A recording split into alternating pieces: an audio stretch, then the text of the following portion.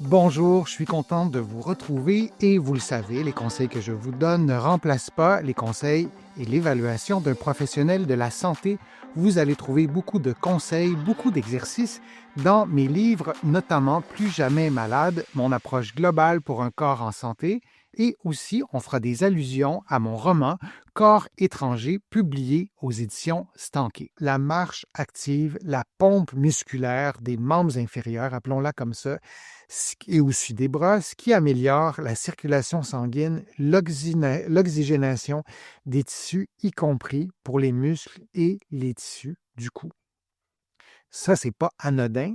Lorsqu'on ne bouge pas, nos muscles ne se contractent pas. On en a 600 muscles. Il y a beaucoup de sang qui passe dans nos muscles. Il y a beaucoup d'oxygène qui est utilisé par nos muscles. Nos muscles, en se contractant, sécrètent des myokines, des messagers chimiques, des substances bioactives qui participent à notre santé.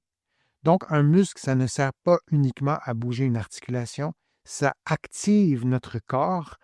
Et est-ce que l'immobilité peut augmenter ou provoquer des douleurs au cou? À cette question-là, on répond oui. Et la marche, c'est une bonne façon aussi de briser l'immobilité, d'activer notre corps. Le balancement naturel des bras, lorsque vous marchez, vous bougez vos bras, stimule la mobilité des épaules et contribue ou peut contribuer à réduire la rigidité ou les tensions ou la raideur cervicale. Lorsqu'on marche, oui, on marche avec nos jambes. C'est ça qui bouge en premier, mais on bouge nos bras. On balance nos bras. C'est d'ailleurs une façon de parfois dépister certains problèmes neurologiques. Quand on regarde une personne marcher, on se rend compte que le bras gauche ne bouge plus, ne balance plus. Ça indique un problème.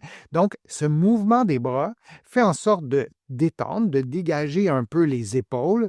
Ça fait en sorte aussi de contracter et de relâcher des muscles du haut du corps qui s'attachent sur le cou. Et cette alternance de contraction et de relâchement, oui, le balancement des bras, ça peut contribuer aussi à une réduction des tensions. Sur le plan neurologique, la marche favorise la libération d'endorphines et aide aussi à réguler la perception de la douleur. La perception de la douleur, l'interprétation de la douleur par le cerveau, c'est quelque chose de complexe et le fait de marcher peut libérer des endorphines et plus vous marchez rapidement, plus vous vous approchez d'une activité physique d'intensité modérée, c'est-à-dire qu'elle génère votre corps va avoir chaud, donc génère un niveau de dépense énergétique suffisamment élevé pour que vous respiriez plus vite.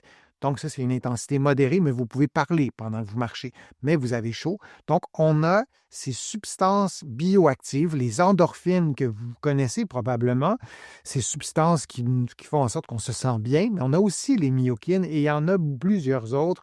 On les appelle aussi les exerkines. Votre cœur, votre foie en sécrète aussi. Donc, par rapport à la douleur, c'est pas juste un problème mécanique au cou à telle ou telle région, c'est beaucoup plus vaste que ça et on a cette sécrétion d'endorphine qui peut aussi contribuer au soulagement de la douleur. La marche favorise aussi la respiration profonde, ce qui peut apaiser les tensions musculaires et aider à prévenir certains maux de tête. Il y a plusieurs types de maux de tête. Il y a des migraines, il y a des céphalées de tension, il y a des maux de tête qui sont causés par des douleurs au cou. Donc, c'est difficile de répondre à la question pour tous les maux de tête. Mais lorsque vous marchez, vos muscles se contractent, je vous le disais. Il y a plus de votre demande en oxygène, elle est plus élevée. Inévitablement, votre muscle, la respiration, le diaphragme, doit s'activer un peu plus.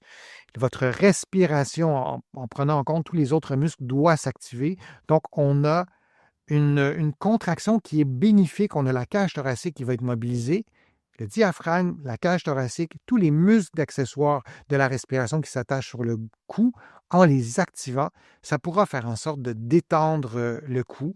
Et lorsqu'on marche aussi, on va inévitablement bouger le cou un peu plus, toujours en contractant nos muscles, en respirant, peut-être les endorphines aussi. Fait que ça peut apporter un soulagement. Il faut quand même mettre des nuances.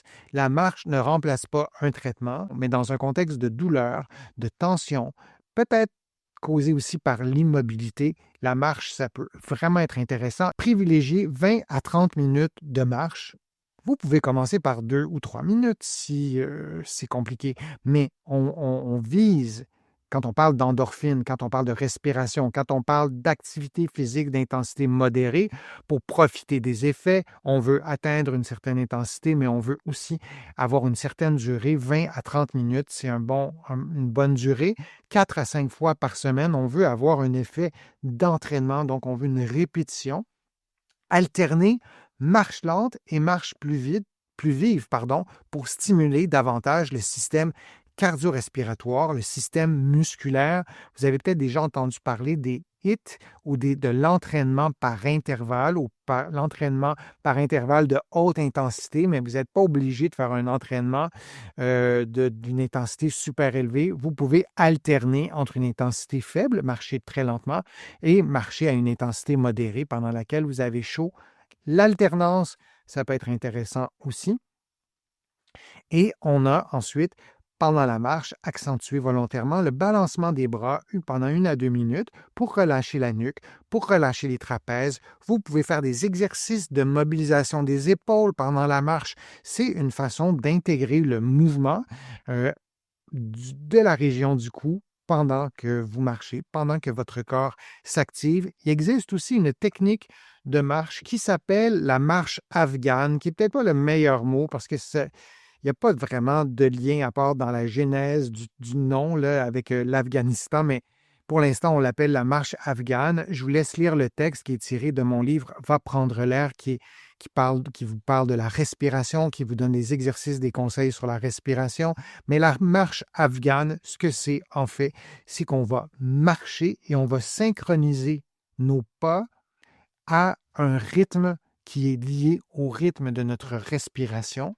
Vous allez trouver sur ma chaîne, si vous tapez Marche afghane Denis Fortier, vous allez trouver une vidéo qui est consacrée, que j'ai faite avec des amis qui pratiquent la marche afghane, qui est consacrée à la marche afghane et ça va être beaucoup plus clair pour vous. Mais en gros, c'est une marche et les pas sont synchronisés avec le rythme de la respiration.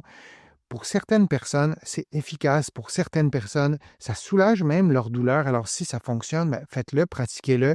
Et c'est une technique de marche qui n'a pas de contre-indication particulière, à moins d'avoir des problèmes de santé graves. Mais sinon, c'est quelque chose que tout le monde peut pratiquer.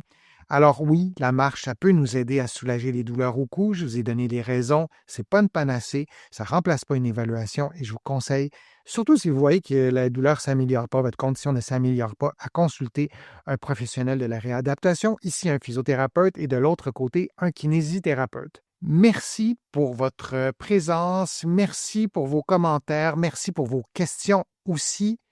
Je relis tous vos commentaires et ça me fait toujours plaisir de vous relire. Vous allez trouver beaucoup de conseils sur mon site web, le www.denisfortier.ca. Vous allez pouvoir aussi vous abonner à des infolettres hebdomadaires ou thématiques gratuitement. Vous allez trouver aussi beaucoup d'informations dans mes livres que vous allez trouver ici au Québec, notamment mon livre Corps étranger, mon roman, mon livre Plus jamais malade, un guide pratique et d'autres livres sur le dos, sur le vieillissement et d'autres thématiques aussi. Merci très sincèrement pour vos contributions. Sans elles, je ne pourrais pas vous présenter autant de nouveaux contenus aussi régulièrement. Je suis toujours ravi de le faire. Donc, merci. Je suis Denis Fortier. Je vous dis à une prochaine vidéo, à une prochaine fois. À bientôt.